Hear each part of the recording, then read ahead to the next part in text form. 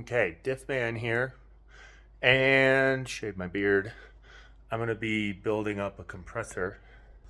Got this Craftsman that had the real wimpy.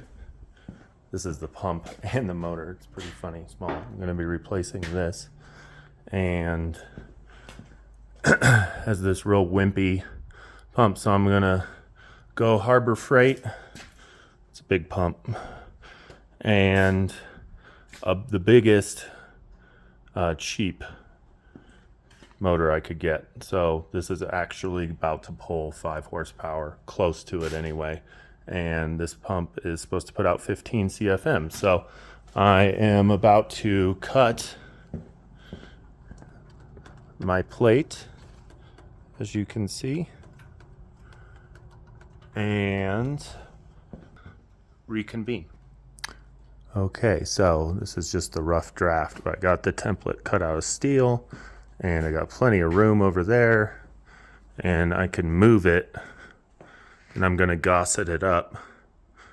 Probably put some isolators underneath them, but this is how it's gonna be. So I got plenty of room there, and then I'm just gonna be running a single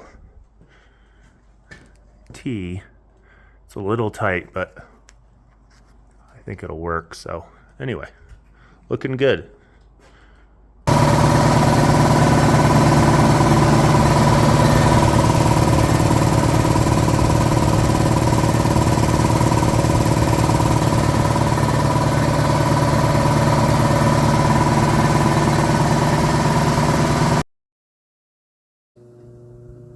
Right, so in conclusion, that worked out great. It pumps up in about 5.5 minutes.